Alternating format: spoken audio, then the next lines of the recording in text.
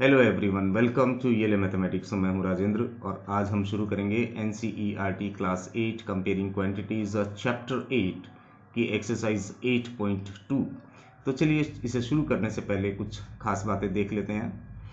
तो यहाँ पर जब भी आपको किसी प्राइस पर इंक्रीज, परसेंट इंक्रीज या परसेंट डिक्रीज कैलकुलेट करना हो तो किस तरह से आप कर सकते हैं। देखिए, कई बार आपने इस तरह के स्टेटमेंट सुने होंगे, जैसे कि 25% ऑफ ऑन मार्क्ड प्राइस, यानी कि मार्क्ड प्राइस पर आपको 25% ऑफ मिल रहा है, यानी कि छूट मिल रही है। इसी तरह से 10% हाइक इन पेट्रोल प्राइसेस, तो पेट्रोल का प्राइस है उस पर जो है 10% इंक्रीज हो गया। तो इस तरह के स्टेटमेंट्स आपने कई बार देखे होंगे। तो यहाँ पर 25% ऑफ का सिंपल मीनिंग है कि 100 रुपीज़ पर जो छूट आपको मिल रही है, जो ऑफ आपको मिल रहा है, वो 25 रुपीज़ का मिल रहा है। और 100 रुपीज़ पे 25% की छूट है, तो अगर कोई आर्टिकल 200 रुपीज़ का है तो उस पर आपको 50 रुपीज़ का ऑफ मिल जाएगा। 300 रुपीज़ का अगर आर्टिकल है, यानी उसका अगर मार्क्ड प्राइस 300 रुपीज़ है, तो जो आपको छूट मिलेगी, ऑफ मिलेगा, वो 75 रुपीज़ हो जाएगा। 25% ऑफ मीन्स पर 100 25 रुपीज़ का आपको ऑफ मिल रहा है। इसी तरह यहाँ पर हाइक है, यानी कि जो हाइक हुआ है पेट्रोल प्राइसेस में, वो 100 रुपीज़ पर 10 रुपीज़ का हाइक हुआ है। तो अगर 200 का पेट्रोल आपने लेना है तो 20 रुपीज़ का हाइक हो जाएगा उस पर। 300 का है तो 30 रुपीज़ हाइक हो जाएगा। तो इस तरह से ये इसका सिंपल मीनिंग है। 10% हाइक का मतलब है 100 रुपीज़ पर जो बढ़ा है प्राइस, वो 10 रुपीज़ है। अब यहाँ पे ये एग्जांपल आप देखिए, यहाँ आपको लिखा है the price of a scooter was ₹34,000 last year.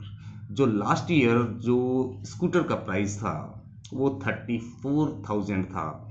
Now it has increased by 20%, और ये जो अब है 20% इंक्रीज हो गया दिस ईयर, इस साल में 20% इंक्रीज हो गया है। तो what is the new price? आपको नया प्राइस बताना है कि नया प्राइस जो है इंक्रीज होने के बाद में वो क्या है। तो देखिए, इसे सिंपली आप यूनिटरी लॉ से कर सकते हैं। इंक्रीज 20%, इसका मतलब अगर पहले प्राइस उसका 100 रुपीज़ था, तो अब जो है उसका 120 रुपीज़ हो जाएगा, यानी 100 रुपीज़ पे 20 रुपीज़ आपका इंक्रीज हुआ है। तो इफ लास्ट ईयर जो प्राइस है, इसके देखो कैसे किस तरह से हम सॉल्व कर सकते हैं। इफ प्राइस लास्ट ईयर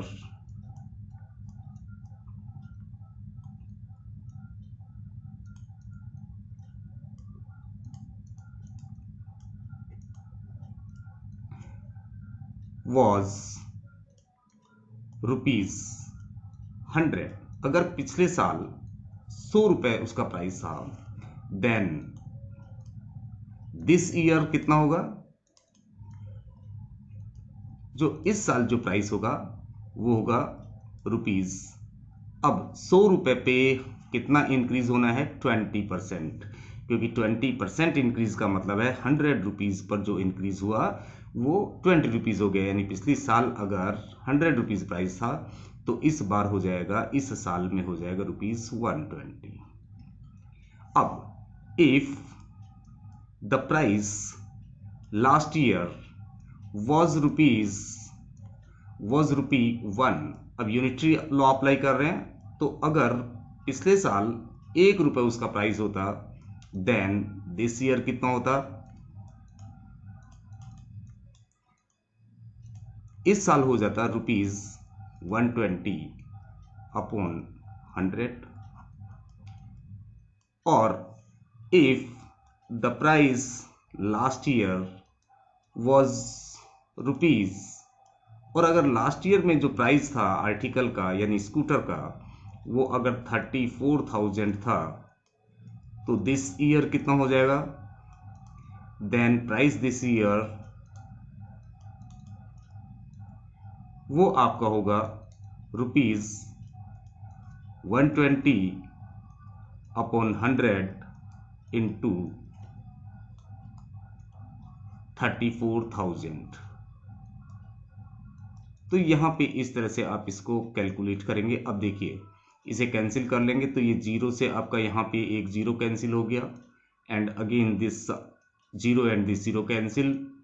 अब आपको 3400 ऊपर यहाँ आप देखिए न्यूमरेटर में 3400 इंटू 12 है, तो 34 को आप 12 से मल्टीप्लाई कर लीजिए और जितना भी आएगा उसमें 2 zeros और ऐड कर देंगे, तो यहाँ पे हो जाएगा आपका 68, 34 2 ज़ा 68 एंड 34 1 ज़ा 34, और ऐड करने पे आपको मिलेगा 8 एंड 6 एंड 4 10 0 कैरी 1 4, यानी कि 408। और अगर ये यहाँ पे 3400 को 12 से मल्टीप्लाई करें तो 2 zeros हम और ऐड कर देंगे, यानी कि ये जो आपका प्राइस होगा वो होगा रुपीज़, जो 20% प्राइस इंक्रीज होने के बाद में जो न्यू प्राइस होगा दिस ईयर, जो प्राइस होगा स्कूटर का वो होगा रुपीज़ 40,800।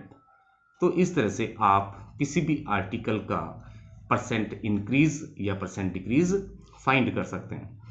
तो सिंपली आपको यहाँ पर ये समझना है कि 25% डिक्रीज यानी ऑफ का मतलब है 100 रुपये पे 25 रुपये का ऑफ, और 10% हाइक इसका मतलब है कि 100 रुपीज़ पे 10 रुपीज़ का हाइक यानी इंक्रीज। और आफ्टर दैट हम यूनिटी लॉ अप्लाई करके और इसे सॉल्व कर लेंगे। जब आप 2-4 क्वेश्चन इस तरीके के कर लेंगे तो आपके लिए बड़ा इजी हो जाएगा, आपको बहुत अच्छे से ये समझ में आ जाएगा। तो चलिए इसके आगे का कुछ और बातें देखते हैं इसमें। तो ये जो है आपका फाइंडिंग डिस्काउंट। अब यहाँ आपको डिस्काउंट समझना है कि डिस्काउंट का मीनिंग क्या है, क्या होता है डिस्काउंट।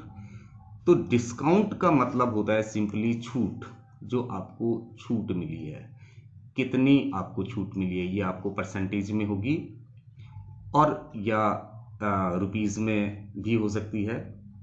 तो जो डिस्काउंट है वो आपका होता है कैलकुलेट, जो डिस्काउंट को करते हैं वो हम ऑलवेज मार्क्ड प्राइस पे करते हैं, यानी कि जो भी हमें डिस्काउंट मिलता है वो मार्क्ड प्राइस पे मिलता है। जितना भी उस आर्टिकल पे लिखा होता है उसको हम मार्क्ड प्राइस बोलते हैं, और डिस्काउंट हमेशा मार्क्ड प्राइस पे दिया जाता है। अब जब आपको डिस्काउंट कैलकुलेट करना है तो डिस्काउंट जो होता है वो छूट होती है, और वो कितनी होती है, मार्क्ड प्राइस। सपोज करो कि आपने कोई आर्टिकल खरीदा और उसके ऊपर जो है मार्क्ड प्राइस जो है वो मार्क्ड प्राइस उसका सपोज कीजिए कि ₹500 है, और जो सेल हुआ है, सेलिंग की गई है उसकी, जो उसको बेचा गया है वो ₹400 में बेच दिया गया है। तो यहाँ पर जो डिस्काउंट होगा वो आपका सिंपली होगा marked price minus selling price, यानी ₹500 माइनस ₹400, तो आपको जो डिस्काउंट मिला वो ₹100 का मिला। तो ये आपके लिए डिस्काउंट है। और अगर आपको सेलिंग प्राइस निकालना है कि कितने में उसे बेचा गया, तो selling price is equal to marked price, जितना उस पे लिखा है मार्क्ड प्राइस उसमें से आप डिस्काउंट को सब्ट्रैक्ट कर दो तो सेलिंग प्राइस आ जाएगा। क्योंकि यहाँ पे एक सपोज कीजिए कि एक आर्टिकल है उस पे मार्क्ड प्राइस जो है लिखा है 500 रुपीज़, ये उस पे लिखा है मार्क्ड प्राइस है इसका, और इसके ऊपर जो डिस्काउंट जो आपको मिला है वो सपोज ₹100 है। तो जब आप 500 में से ₹100 माइनस कर देंगे तो वो उसका सेलिंग प्राइस हो जाएगा। तो एसपी जो है यहाँ पे वो होगा आपका ₹500 माइनस 100 मीन्स ₹400। तो ये इस तरह से आप इसको कैलकुलेट करेंगे। तो आई होप ये आपको समझ में आ गया होगा। आपको बस यहाँ पे इतना समझना है कि जो भी डिस्काउंट होता है वो आपको हमेशा मार्क्ड प्राइस पे दिया जाता है, और डिस्काउंट को कैलकुलेट करने के लिए मार्क्ड प्राइस में से अगर हम सेलिंग प्राइस को सब्ट्रैक्ट कर दें तो कितना रुपए हमें छूट मिली है, कितना डिस्काउंट मिला है वो आ जाता है। और अगर आपको सेलिंग प्राइस फाइंड करना है, कितने में उसे बेचा गया है, तो मार्क्ड प्राइस में से डिस्काउंट को माइनस कर देंगे। सपोज किसी पे 500 लिखा है और छूट जो है आपको 100 रुपीज़ की मिली, तो वो कितने में बेचा जाएगा, वो 400 रुपीज़ में बेचा जाएगा, यानी उसका सेलिंग प्राइस जो है वो 400 रुपीज़ हो जाएगा। तो आई होप ये चीज़ें आपको समझ में आ गई होगी। तो चलिए कुछ और बातें देखते हैं। हाँ यस, ये आपका है price related to buying and selling and profit and loss. इसे बहुत अच्छे से देख लीजिए। Prices are related to selling and buying, price related to buying and selling. तो देखिए जिस भी प्राइस पे बाई किया गया है उसे हम कॉस्ट प्राइस बोल देते हैं, CP. CP is the price, ये कॉस्ट प्राइस है,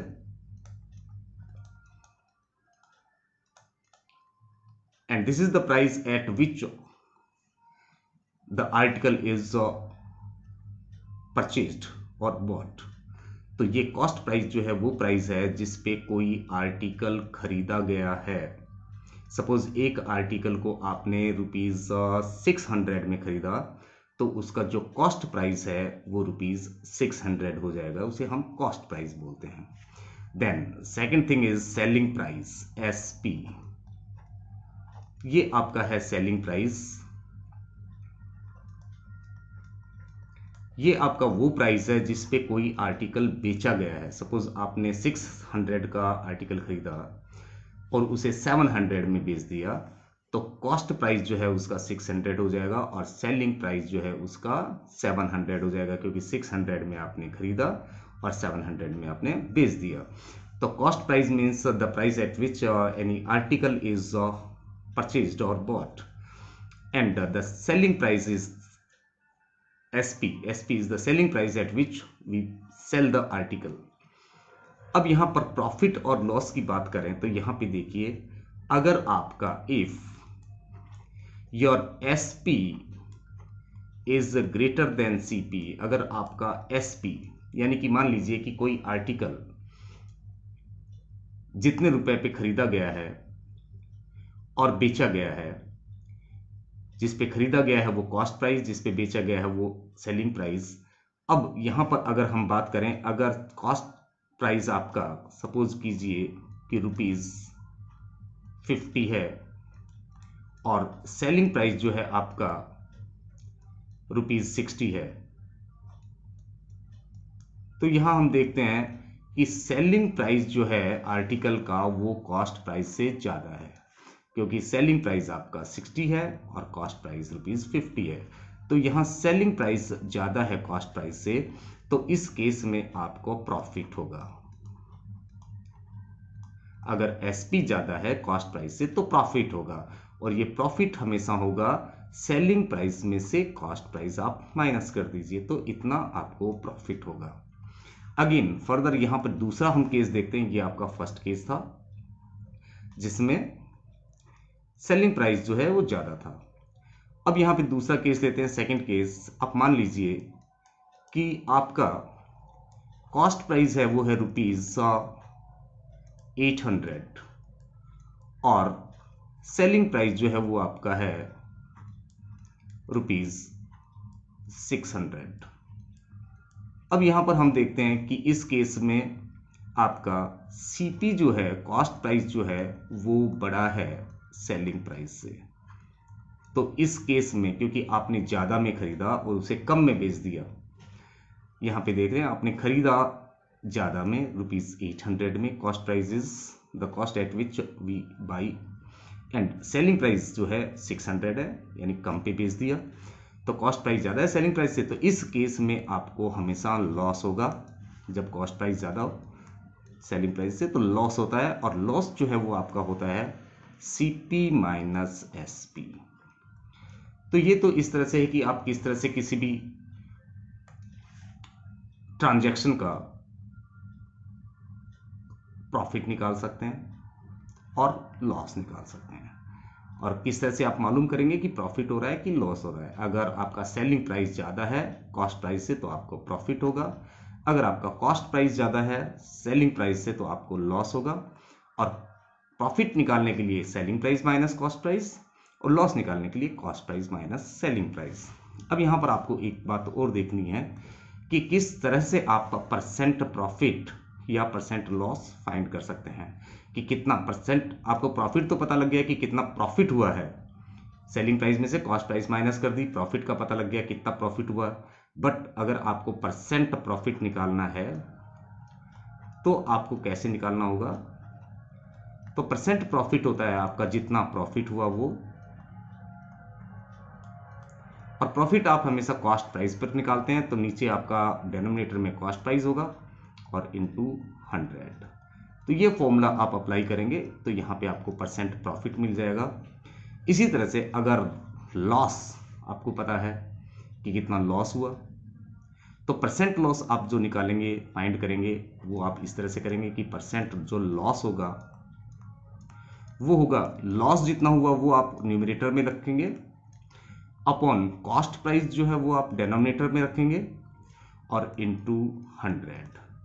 तो ये फॉर्मूला यूज करके आपको ये पता लग जाएगा कि कितना परसेंट लॉस हुआ है।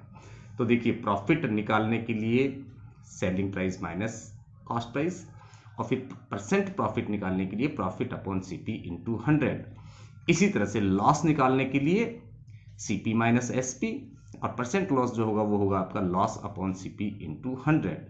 और आपको प्रॉफिट हो रहा है या लॉस हो रहा है वो आप इस कंडीशन से फाइंड कर सकते हैं कि अगर सेलिंग प्राइस कॉस्ट प्राइस से ज़्यादा है तब तो प्रॉफिट होगा, और अगर कॉस्ट प्राइस सेलिंग प्राइस से ज़्यादा है तो आपको लॉस होगा। तो आई होप ये बातें आपको समझ में आ गई होंगी। तो चलिए कुछ और बातें देखते हैं।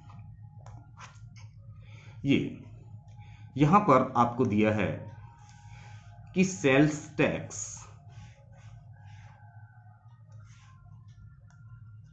वैल्यू एडेड टैक्स और गुड्स एंड सर्विसेज टैक्स, ये कुछ टैक्सेस हैं।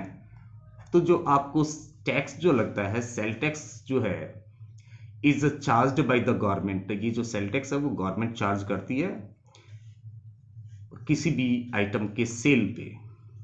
जो भी आइटम हम सेल करते हैं या कोई शॉपकीपर सेल करता है तो उसका जो सेल अमाउंट होता है उस पे गवर्नमेंट सेल टैक्स चार्ज करती है। और ये जो सेल टैक्स है ये शॉपकीपर कलेक्ट करता है कस्टमर से। तो therefore this sale tax is always added on the value of the bill. जो भी आपकी बिल की वैल्यू बनती है, जो भी आपका बिल बनता है उसके ऊपर सेल टैक्स और ऐड हो जाता है। ये सेल टैक्स गवर्नमेंट लेती है बट इसे शॉपकीपर जो है वो कलेक्ट करता है कस्टमर से। और अब तो आपको जीएसटी स्टार्ट हो गया है, जीएसटी एप्लीकेबल हो गया है। तो जीएसटी का फुल फॉर्म है goods and service tax which is levied on supply of goods और सर्विसेज और बोथ। तो ये जो जीएसटी है ये भी आपका जो है वैल्यू ऑफ बिल पे लगता है। जो भी आपका वैल्यू ऑफ बिल बनता है उस पे जीएसटी लगता है और इसे गुड्स एंड सर्विस टैक्स बोलते हैं। तो आई होप ये बातें आपको समझ में आ गई होगी। तो आज की वीडियो में बस इतना ही। एक्सरसाइज के लिए हम मिलते हैं एक नई वीडियो में। Till then bye bye.